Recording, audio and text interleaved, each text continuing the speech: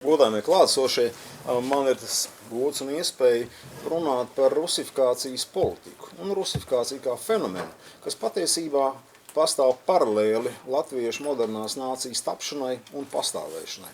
Vismaz kopš 19. gadsimta vidus. Un jāsaka, viņš ir aktuāls jautājums joprojām. Joprojām cilvēki runā par rusifikācijas tendencēm vai tās sekām, gan Latvijā, gan arī citās valstīs. Protams, ka no tāda viedokļa vajag uzsvērt, ka ir šeit 3, pat 4 dažādi periodi. Pirmais ir, kamēr Latvija ir daļa no Krievijas impērijas. Tātad līdz 1917. gadam, bet jau konkrētāk praktiski pat līdz Latvijas valsts nostiprināšanās brīdim 1920. 21. gadā. Otrs periods, protams, ir 2 Latvijas neatkarības 10 gadus, pēc tam atkal sākās padomju okupācijas periods, kur uz īsu brīdi pārtrauc Vācijas okupāciju. Un tad ir mūsdienas pēc Latvijas neatkarības atjaunošanas. Bet rusifikācijas jautājums visā šajā laika periodā ir aktuāls un ļoti dažādos veidos cilvēks skatās. Es runāšu par pirmajiem 2 periodiem līdz 1940. gadam, bet visvairāk, protams, par to laiku, kamēr Latvijas teritorija bija daļa no Krievijas valsts.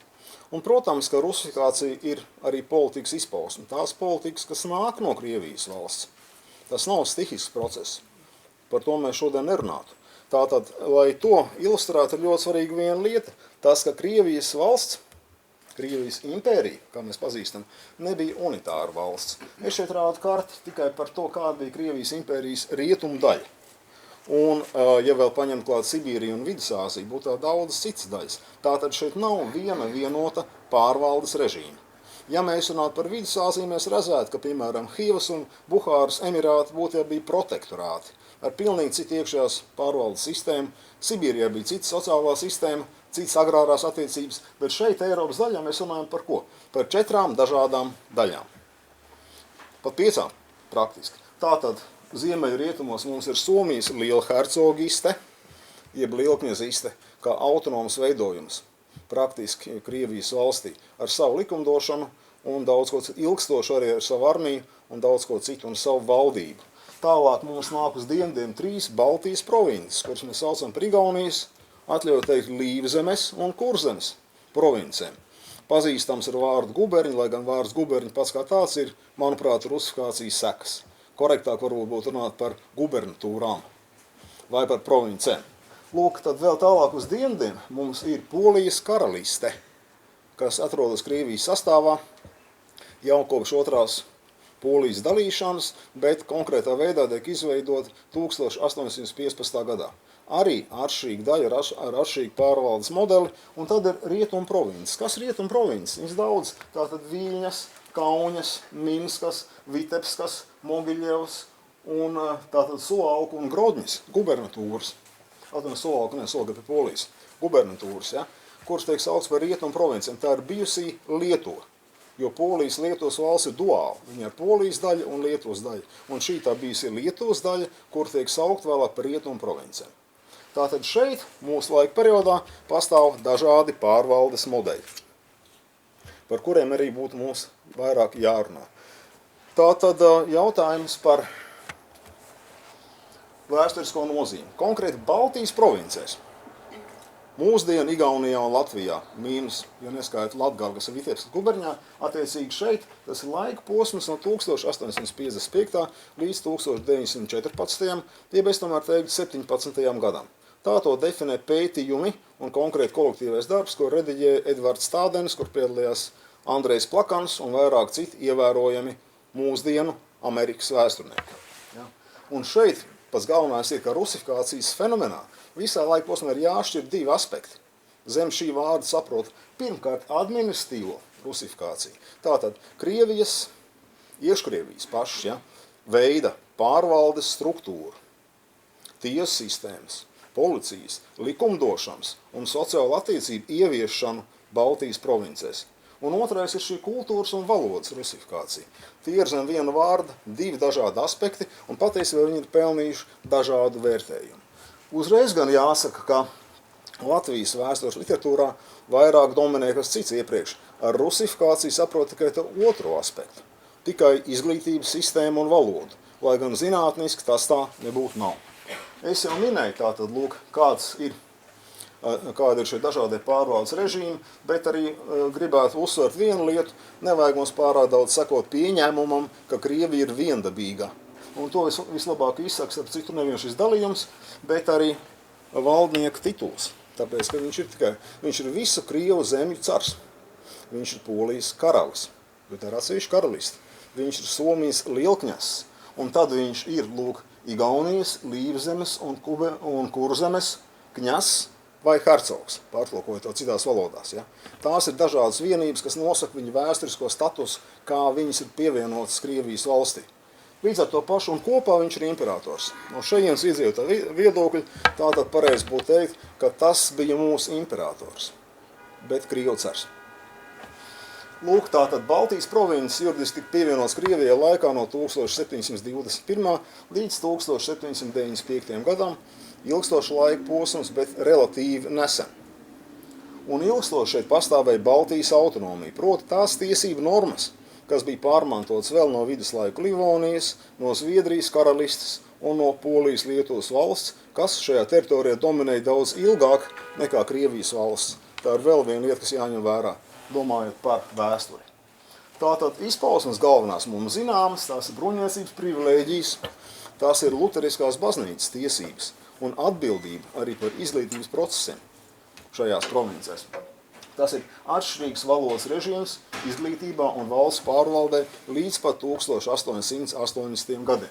Proti, ko tas nozīmē, to, ka šīs provinces praktiski funkcionē augstākie pārvaldes līmeņi vācu valodā, bet zemākie pārvaldes līmeņi, īpaši laukos, attiecīgi latviešu vai igauņu valodās. Krievu valoda šeit pārvaldē ilgstoši pat nefunkcionē. To sāk pamazām ieviest no 19. gadsimta otrās puses, ja, bet tā kārtīgi ievieš tikai no 1880. gadiem. Un tas svarīgi, kad mēs skatāmies, kā tā pagātne ir bijusi. Ja. Lūk, un, protams, ka ir svarīga atšķirīga pilsētu pārvaldes sistēma, ilgstoši atšķirīga tiesu un policijas sistēma, atšķirīga likumdošana un arī galvenais atšķirīga agrārā iekārta, jo šeit notiek zemnieku brīvlaišana bez zemes jau 19. gadsimta sākumā, tātad 40 gadus pirms pašas Krievijas un pirms arī Vitebskas provinces vai rietumu guberņām. Tas arī nozīmīgi. Tātad, kas noteica šī impērijas politikas maiņa?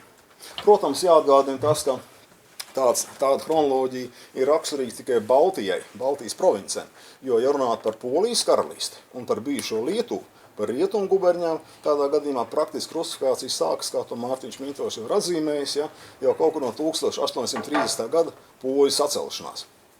Kad Krievijas valdnieks ir vīlies, un tad viņš atņem Polijas karalistē konstitūciju, kur pats dāvinājis vienīgo konstitūciju Krievijas teritorijās, starp citu. Un tā tālāk, un tā tālāk. Bet šeit, šajās provincēs, rusifikācija parasti datē ar 1855. gadu kā sākuma punktu. Un kas šeit ir būtiski, jā, tā tad ir imperatīvs Krievijas modernizācija pēc zaudētā Krimas kara 1854 līdz 56. Un kur beigu posmā kāp trūni jauns imperators Aleksandrs II. Tātad būtiski Krievija pārliecinās par savu atpalicību gan ekonomiski, gan militāri un tehnoloģiski. Krievija zaudē šo karu, arī tāpēc, ka viņa nav dzelzceļu, militārās tehnoloģijas, un karš rada sociālos satricinājumus, arī zemnieku nemierus, sakarā ar dzimbošanas pastāvēšanu un daudz ko citu. Bet šī kara ģeogrāfiskais tvērums ir ārkārtīgi plašs. Tā nav tikai Krima, tas ir arī Kaukās, tā ir arī, teiksim, tātad Donavas upes leitece, tas ir arī Baltijas jūra, kurā notiek nopietnas jūras kaujas, izsēdinā desanta Ālona salās, tiek pat domāts Lielbritānijā par desantu Baltijas provincēs. Zviedrijā kāds domā par to, ka varbūt varētu kaut ko atsākt, lai atgūtu kaut ko Baltijas jūras austrumkrastā, un tā tālāk, un tā tālāk. Kā arī, piemēram, Maļaskas pārdošana Savienotiem valstīm nosaka nevienu nepieciešamību pēc naudas, lai modernizētu Krieviju, bet arī bailes, ka citādāk Amerika paņems Aļasku ar spēku, jo Krievija nespēja viņu aizsargāt. Un vēl šeit ir ļoti daudz citas frontes, kurās milzīgais karš turpinās. Sekas ir tādas, ka praktiski Krievija uz 15 gadiem zaudē šo lielvalsts lomu, un viņi modernizējas, lai to pakāpeniski atgūtu.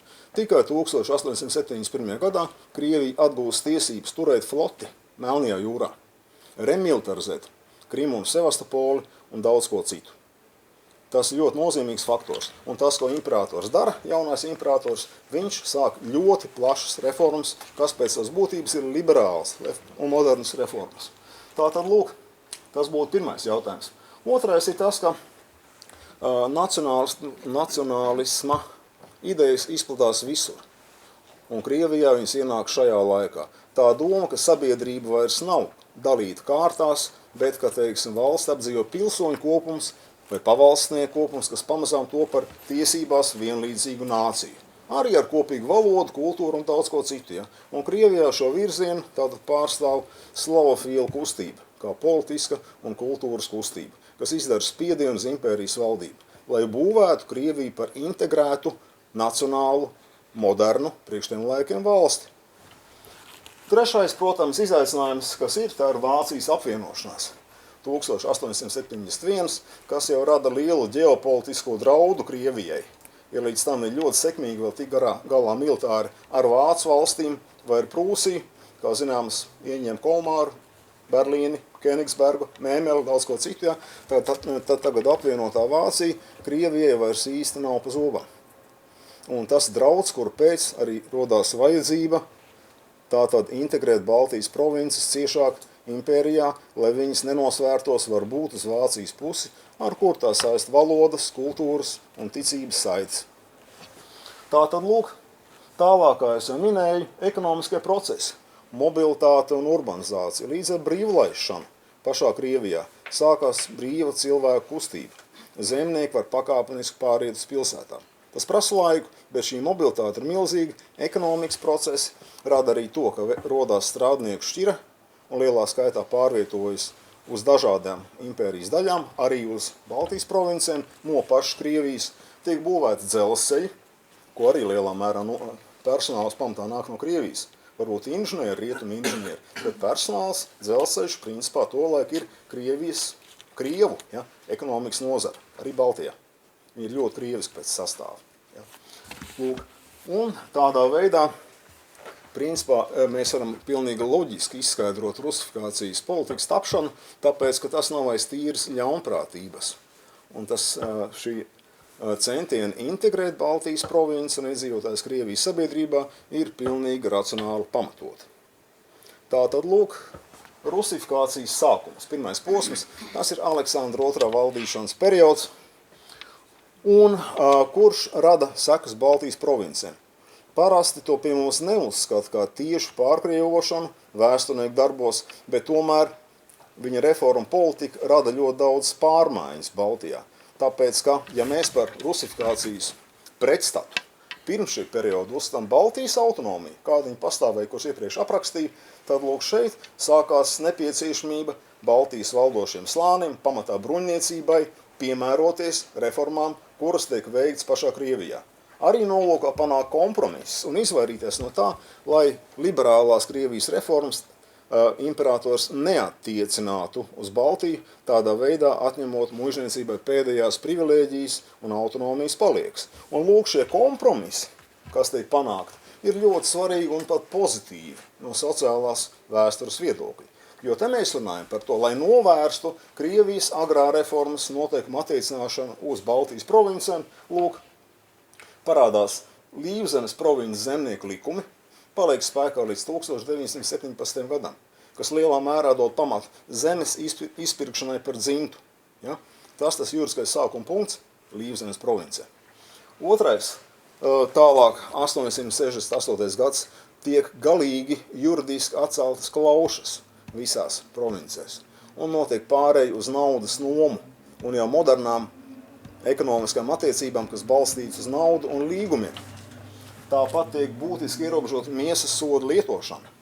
Tāpat tiek pieņemts pagasta pašpārvaldes likums, ja, kurš spēkā līdz pat impērijas beigu posmam un, manuprāt, pat vēl drusku ilgāk Latvijas Republikas laikā, kas nozīmē to, ka zemnieku pašpārvalde ir ļoti tālajoša. Zemnieki paši ievēl savus pārstāvis. Protams, katram saimniekam ir viena balss, un 10 kalpiem pa visiem arī ir viena balss. Ja? Tā nav pilnīgā demokrātija, taču principā tā ir pašpārvalde, jo amatpersonas neieceļ muižnieks vairs.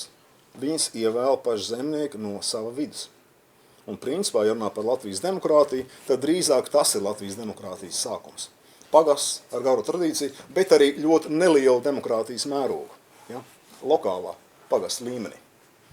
Lūk, jā, un, kā jau es minēju, ļoti svarīgi sākās masveida muižu zemes pārdošana zemniekiem, kas praktiski 30 gadu laikā rada gandrīz 40 000 vecsaimniecību, 40 000 dzimtu, dabū jaunu sociālo stāvokli, paceļās pāri kalpiem un algāģiem, ja, un jau tuvinās vāciski runājošiem vidusslānim. Un šeit ir visi mūsu ievērojamie politiķi un valsts dibinātāji liela daļa. Te ir Kārlis Ulmanis, kur abi vecāki piedar pie vācu draudzes, un vēl daudz citi. Ja mēs skaitīsim latviešu konversācijas vārnīcā vai arī biogrāfiskajā vārnīcā, es viņu pazīstu, kāda ir šo cilvēku sociāla izcelsme, tad mēs redzēsim, ka no šīs neatkarīgās Latvijas elites lielākā daļa cilvēku ir vecsaimnieku bērni. Parasti jaunākie dēli, kuriem tiek dota izglītība, ja, kā kompensācija par to, ka viņi nemantos īpašumu lielās mājas. Un arī sociāla diferenciācija, ka pārējie paliek aiz strīpas, ja? Un veidojas plaisas pašā nomināli homogēnajā latviešu tautā. Proti homogēnajā tautas kā romantismu ideja līmenī. Lūk, un tad imperators apmeklē Rīgu, kā jūs redzat, un viņš aicina, viņš nespiež, viņš uzrunā Baltijas bruņniecību, viņš aicina iekļauties Krievu ģimenē un sadarboties ar valdību reformu īstenošanā. Labprātīgi. Tā, ka šeit spiediena nav, ir kompromisa meklējumi, lai ietu liberālo reformu virzienā. Un lūk, kā redzam, Krievijas agrārā reformas principi un arī pašpārvaldes, zemstes likumi Baltijā tā arī nekad netiek ieviesti. Un par to īstenībā cīnās latviešu pilsoniskā un nacionālā kustība līdz pat impērijas beigu posmam. Līdz tam brīdim, kad nobriest lozungs par autonomu brīvu Latviju brīvā Krievijā 1917. gadā. Līdz tam šie galvenie jautājumi ir tātad valdības iejaukšanās agrārajās attiecībās, Krievijas principu ienešana Baltijā un, protams, arī zemstes izveidošana. Tāpēc, ka zemste arī ir ļoti progresīva lieta priekš tā laika. Tātad zemste ir pašvaldības orgāns, vēlēts orgāns, kas darbojas apriņķa un provinces vai guberņas līmenī. Un Baltijā nekā tāda nav. Baltijā pastāv šī plaisa starp pilsētas pašpārvaldi vai pagastu pašpārvaldi un augstākiem līmeņiem apriņķa vai guberņas līmenī, kur guberņas līmenī visa pārstāvniecība un vara ir praktiski rezervēta bruņniecībai, bez zemāko slāņu iesaists, kas ir viena no Latvijas vēstures problēmām īstenībā. Kāpēc notika tas vēlāk, kas notika? Lūk, taču ir šīs mazākās reformas. Sākās pāreja uz krievu valodu valsts iestādēs. Viņi būs ilgstoši, taču pāreja sākās. Otra lieta, kā krievu valoda kļūst par obligātu priekšmetu draudzes un pilsētas skolās. Pirms tam viss sistēma ir vāciski, un praktiski šo skolu beidzēji krievu valodu nemāk. Un tā ir tā vecākā daļa no latviešu tautiskās atmodas kustības darbiniekiem un kultūras darbiniekiem, ja, kur pēdējais vēl būs Andrievs Niedra, kurš jau pēdējais viņa gadgājums dabū vācisko izglītību, ja, pēc tam pārējie jau ies krievu skolās. Bet par to vēlāk. Un lūk, šeit tiek ieviests Krievijas pilsētu pašpārvaldes likums, ja, kas arī ir ārkārtīgi svarīgi, jo tas paplašina tātad visu pilsētnieku iespējas piedalīties pilsētu pašpārvaldē diezgan uz mantas cēnas pamatiem. Taču tā bāze un iesaist politiskā procesā ievērojami paplašanās un tiešā veidā skar arī jaunos, topošos, turīgos latviešu tautības pilsētniekus. Tāda viss, teiksim, Bergu ģimenes un viss pārējos, Grosvaldes un tā tālāk un tā tālāk. Tā tas ir šis pirmais rusifikācijas sākums, kur patiesībā mums nav nekāda pamata vērtēt negatīvi. Lūk, aktīvais posms, ko parasti vērtē negatīvi, tas ir kaut kas cits. Ja? Tas, ka līdz 1881. gadam visi imperatori ir no jauna apstiprinājuši tās privilēģijas, kuras Pēters I ir devis Igaunijas un Līvzemes provincēm, kā arī Rīgas un Rēvēles pilsētām, tad, kad tās nokļuva Krievijas impērijas varā. Bet šeit ir viena nianses. Ja vietējās bruņniecības valdošās aprindas uzskata, ka tas bija saistošs līgums, ka viņi ir labprātīgi iestājušies Krievijā, un privilēģijas ir līgums, kurš imperatorim ir jāaptur spēkā arī nākotnē, tad, lūk, Aleksandrs III slavofilu ietekmē saka kaut ko citu. Viņš saka, nē, tas bija tāds labas gribas žests, kur nākamais imperators var turpināt, pārapstiprināt, bet var arī atsaukt. Un viņš nolēma, ka viņš šīs privilēģijas neapstiprinās. Un sāk tālajošo procesu, ja, kas skar vispusīga valsts pārvalde, valodu izglītība, ja, un kur parasti pie mums saprot kā varmācīgu piespiedu rusifikāciju. Lūk, te ir visi attiecīgi šie te galvenie posmi, ja, Manasēna revīzija, obligāti krievu valodas ieviešana visās valsts pārvaldes iestādēs, visos līmeņos, izņemot pagastu līmeni. Ja. Tas iet ļoti tālu. Vācu valoda tiek izmēst ārā, visiem ir jāmācās vācu valoda vai jāzaudē darbs. Ja? Krievu valoda, jā. Krievu valoda, jā. Lūk tālāk, tiesas sistēmas reforma, Krievijas parauga tiesas, kas varbūt arī diezgan progresīvs solis, starp citu, priekš tā laika. Ja? Tādā policijas reforma, kas arī var būt progresīva, taču tas nozīmē arī to, ka šeit tiek importēti visi policijas virsnieki un policisti, šie gordovoji, viņi tiek importēti no Krievijas ievesti, praktiski. Nepārzina vietējos apstākļus un vietējos valodas nemācās un nemaz arī nekad nemāk īsti. Ja? Lūk. Un tas, kas mums sāp visvairāk, vēsturnieku un valodnieku vidē, lūk, ir krievu valodas ieviešana visās pamatskolās, ja? 5 gadu laikā. Pārējais noteikumi no sākuma tāda, ka pirmos 2 gadus vēl drīkst mācīt jauktajā režīmā, arī dzimtajā valodā, bet no 92. gada jau tikai krieviski. Izņemot ticības mācību un baznīcas dziedāšanu, visam pārim ir jānotiek krieviski, un arī starpbrīžos tās dienas, kad bērnu skolā, visiem ir jāsarunājas krieviski. Ja? Un arī ne tikai latviešu valodas zināšanas, bet arī vācu valodas zināšanas tiek noslaucītas īstenībā līdz ar to pašu.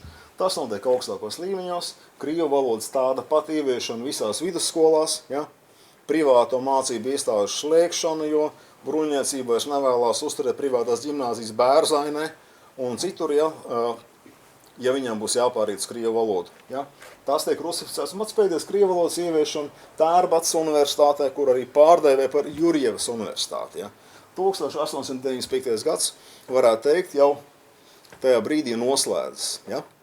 Rusifikācijas aktīvais posms, kas ir aizgājis ļoti tālu un pārveidojuši šo sabiedrību, jo tālāk izaugs pat praktiski 2 paaudzes, kuras būs rusificētas valodas, kultūras, izglītības ziņā. Kā uz to reaģē vietējā publika? Ja? Nu, pirmais, protams, ir jautājums par ļoti īsi par to, ka kā vācu baltiešu elites vēl pretojas kā nu māk, organizē privātās mājmācības grupas un kaut ko tādu, ja, lai saglabātu savu vācisko luterisku identitāti, bet, teiks, latviešu zemnieki īstenībā sabiedriskā darbinieki reaģē ļoti pozitīvi uz rusifikāciju. Pirmkārt, jau viņi paši ir lūguši rusifikāciju no Krievu valdības. Ja? Un kā viens eksponents šeit būs Krišjāns Valdemārs, tie viņa citāti, viņa paši vārdi, ja? Ka es par vienīgo radikālo līdzekli, kā laust baronu varu, atrod pārkrievošanu.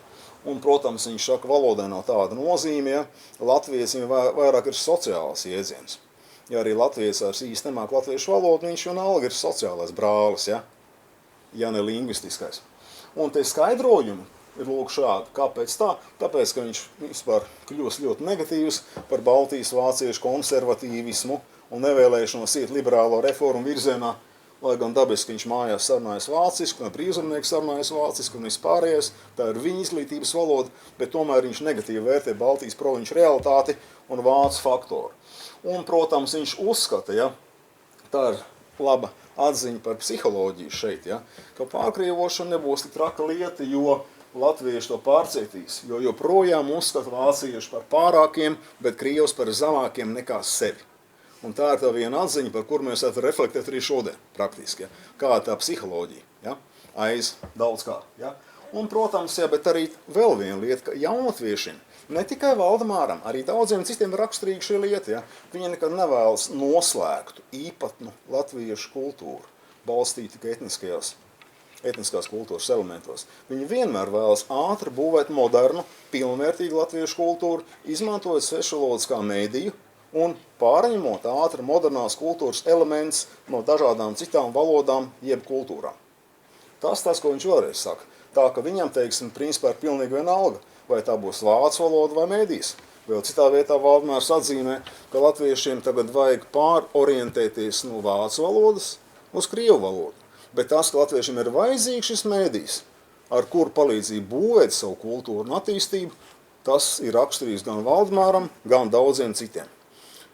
Un, protams, nāk vēl citas lietas, ja. Es zinu, ka Mārtiņš man kritizēs, ja, par šo dzejoli, ja. Viņš tāds bišķiņ jau pārāk bieži citāts. Jā, bet lūk, šis te lasījums par pasaules uzbūvu un vēsturi ir balstīts panslāvismu idejās tajā laikā.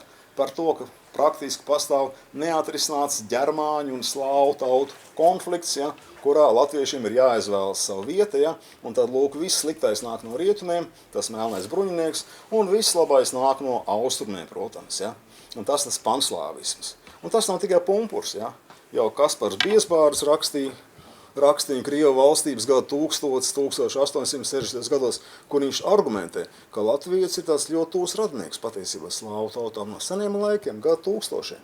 Ja? Un tam tā ir jābūt. Ja? Un ne tikai viņš, arī vēlāk daudz citu domāja tieši tādā pašā veidā. Ja? Arī Veinbergs, starp citu, Frits Veinbergs vēlāk rakstīja savā lieliskajā grāmatā iz latviešu lejušu vēstures 1885, ka latviešu uzdevums ir pārņemt lietuviešu vēsturisko misiju un būt par valni, ja, kurš kultūras cīņā aizsargās Krieviju no ģermāņu ekspansijas. Kultūras cīņā. Tā ir tā misija, kā viņš, kā liels tautiskās kustības vadītājs un Rīgas latviešu biedrības vadonis redz politisko cīņu.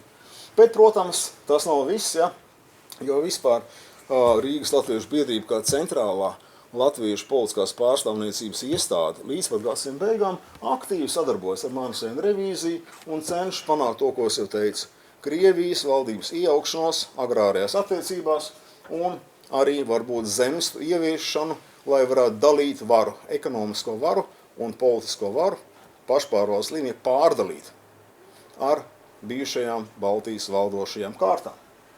Ja? Un kaut kāda neapmierinātība ar rusifikāciju mums iezīmējas tikai 1890. gadu vidū, tad, kad nāk jaunā strāva. Taču tas nav galvenais motīvs jaunstrāvniekiem. Viņus vairāk interesē kaut kas pilnīgi cits - sabiedrības modernizācija, demokratizācija, sociālais taisnīgums un sieviešu tiesības. Un rusifikācija nepatīk tikai tāpēc, ka tā nav moderna lieta. Ja? Tas neiet kopā ar to vispārējo. Ja? Lūk, lai gan jaunstrāvnieki lielākā daļa arī saņēmuši krīvisku izglītību, protams, un, ja? Tādā virzienā tas ir ļoti reti kurš. Tā ir viena no latviešu nelaimēm, ka ļoti neliels cilvēku skaits mācījās Eiropas augstskolās.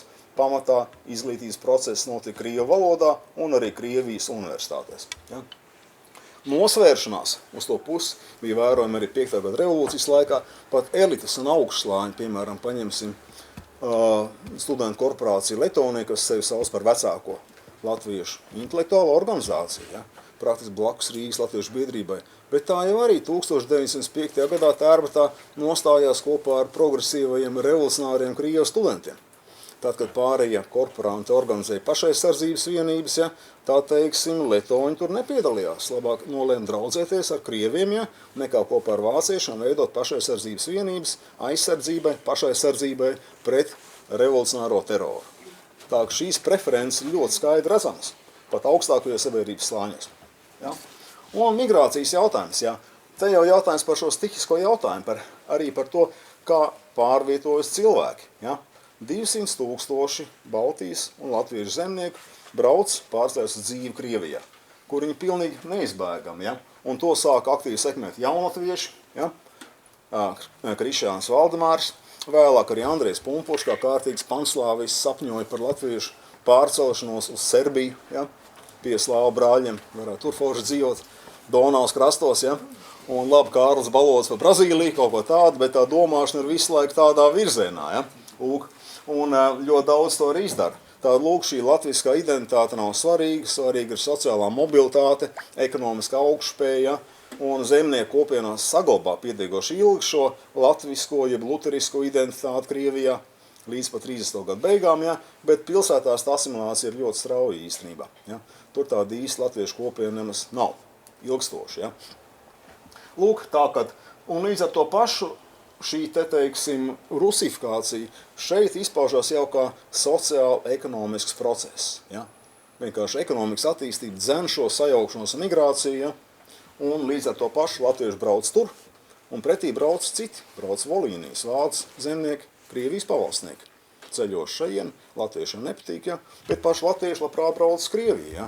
Uzskata, ka vācu kolonizācija Latvijā, vācu tautības Krievijas pavalsnieku kolonizācija Latvijā ir kaut kas ļoti slikts, bet tas, ka paši latvieši kļūst par tādu kolonistiem Krievijas zemēs, kur pildīs šo Kiplinga baltā cilvēka misiju, ja? Tas liekas ļoti normāli. Ja? Kas mums vēlreiz atgādina par, teiksim, Valdemāra analīzi par šo te kolektīvo psihi. Ja? Lūk, šā vai tā. Neapmierinātība ar rusifikāciju, kur tad viņa ir? Viņi pat nav sociālistu kustībā. Viņi ir tautskolotāji aprindās. Jo tie ir cilvēki, kur profesionālā dzīve ir saistīta ar latviešu valodu, kur redz, kā notiek, ko nozīmē dzimtās valodas zaudēšana izglītībā, ja? Un tāpēc lūk tieši latviešu tautskolotāji 1906. gadā savā kongresā stāda šīs prasības pret rusifikāciju. Bet politisko konsekvenču īstam nav, tāpēc, ka mēs redzam, arī revolūcijas laikā Latvijas autonomijas prasība paliek nenoformulēta un neuzstādīta. Nav 5. gadā, lai ko nerakstīja daudz mūsu vēsturnieku, nav Latvijas autonomijas rezolūcijas nevienā no 2 kongresiem. Tas šķiet vairāk man nesvarīgi. Demokratizācija jā, bet Latvijas autonomija nav vajadzīga. Lūk, rusifikācijas atslābums jā, jo mums nākamais Nikolais II imperators, jā, tad lūk, ir atslābums pēc 5. gada revolūcijas un jau pirms tam atļauj daļēji privātās ģimnāzijas vācu, latviešu, igauņu valodā, ja, atkal pirmajās 2 klasēs visās skolās drīkst mācīt dzimtajā valodā, bet kā pirmās 2 klases, ja. Es gribēju teikt to, ka vienalga, ja, šeit rusifikācija ir aizgājusi pārāk tālu un atgriešanās pie iepriekšējā, tā, kas bija pirms 20 gadus agrāk, praktiski vairs nav, ir izaugusi jauna paudze. Ja. Un šeit Pirmais pasaules karš, ko es no pievienoju pie rusifikācijas politikas viņu, tas jautājums par šo te atkal sāsinās rusifikāciju, kas gan tiek vērsta pamatā pret Krievijas vācu tautības pavalsniekiem, vispār aizliegt vācu valodu un rusificēt visu, ko var rusificēt.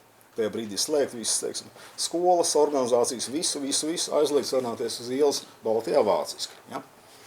Lūk, derusifikācija noteikti tikai Vācijas okupētajā Kurzemē, un tur notiek atgriešanās pie iepriekšējā režīma, ka lūk, būs augstākais līmenis vācu valoda, bet zemākā līmenī skolas pašvaldības funkcionēs latviešu valodā. Tur jā. Pārējā Latvijā nē, līdz pat 1917. gada beigām, kā tā saucamā izskolāta republikā, ja, pirmo reizi Krievijas valsts ietvaros latviešu valoda iegūst jau kaut kādu augstāku statusu pašpārvaldē.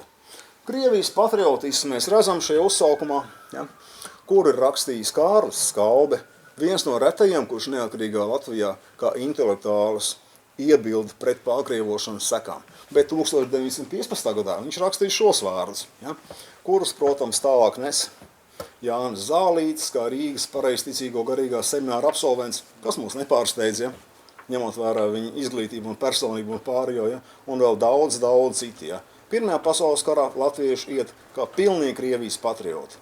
Un arī vēlāk, pēc lielnieku boļšviku apvērsuma, viņam Krievija vienalga ir pirmajā vietā. Krievijas revolūcija sarkaniem strēlniekiem, kā zināms, ir svarīgāka nekā Latvijas valsts.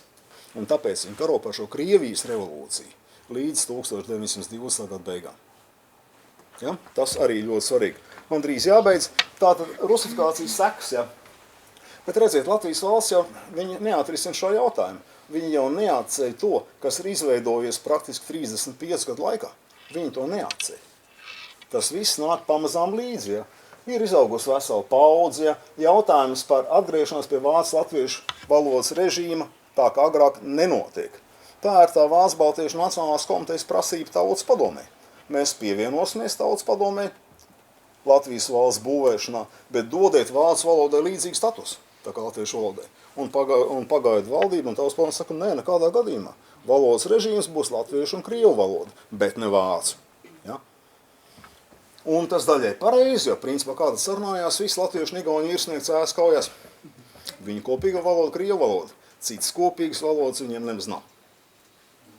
Tas viss ir aizgājis tādā virzienā. Ja? Un tiek pārņem Krievijas impērijas vai republikas likumi, ja? Un tas ir ilgstošs process, lai viņus mainītu. Jauns civilikums 20 gadus vēlāk. Kerenska likums, kurš ļāva bez tiesas no valsts izraidīt jebkuru oponentu, kuru valdība iekšlietu ministrs uzsīs par kaitīgu, tas spēkā un tiek lietots. Andrijs Sniedra, Valdemārs Ozols, visu šī Krievijas nepārāk civilizētā likuma pamatīgi vienkārši izdzīt no valsts, jo viņi traucē konkrētajai valdībai. Ja? Lūk, izglītības sistēmā, kas noteikti mēs zinām, tā ir pašplūsma, pilnīgi brīva valodas izvēle, un ļoti daudz latviešu projām izvēlas krievu ģimnāzijas, jo daudz latviešu studenti arī pievienās krievu sabiedriskajām organizācijām. Ja? Tā ir pilnīgi norma parlamentārajā Saeimas periodā. Likums citāts, pārmaiņas sākas tikai pie Izglītības ministra ķeniņa ļoti īsu laiku pirms 15. maija, bet tas ir piespiedu kārtā administratīvi. Nolēma praktiski ar politisko lēmumu palīdzību latviskot latviešus. Piespiest visus, ka viens vecāks latvietis iet latviešu skolā. Ja? Un minoritātes iet vai savās, jeb latviešu skolās. Tā ir jau tāda administratīva latviskošana. Ja? Valodas likums arī tikai pie autoritārā režīma. Kas tagad sāk šo latviskošanas programmu visu, ja? Un patiesībā to pārvērš par ģermanofobiju, jo latviskošana pie Ulmaņa režīma lielā mērā pārmantojusi tos pašus panslāvistu priekšstats, ja? Par to, ka ģermāniskais slikts, un lūk, teiksim, šis te krieviskais nav tik slikts. Ja?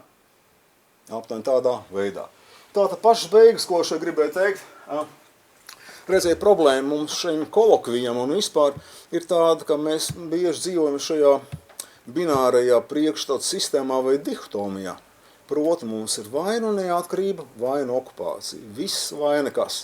Tāda kā nebūtu pa vidu kaut kāda dažāda starpstāvokļa. Ja? Autonomijas un viss kas pārējais. Ja?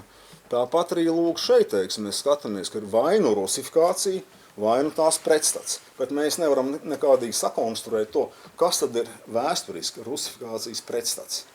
Ja mēs skatīsimies uz šeit, mēs varētu teikt, jā, kas ir atskaits punkts. Nu tā tad 40. gada sākums.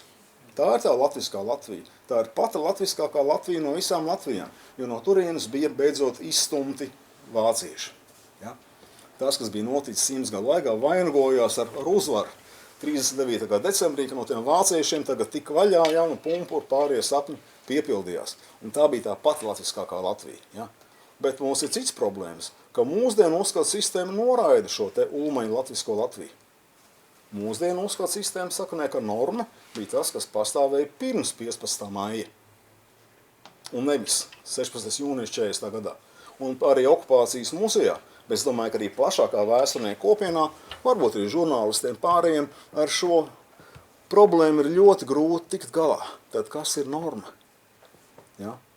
Tā ir šī grūtā izvēle. Vai norma ir Saeimas Latvija ar ļoti liberālu valodas pārējo politiku, ja? Jeb norma ir 40. gada vasara ar Ulmaņa latvisko Latviju. Un mēs labi zinām, kā tas turpina ļoti pretrunīgos veidos cirkulēt arī šī brīža mūsdienu politiskajā cīņā, un es ceru, ka viņš turpinās cirkulēt arī mūsu ekspertu sarunā pēc referāta daļas beigām. Paldies!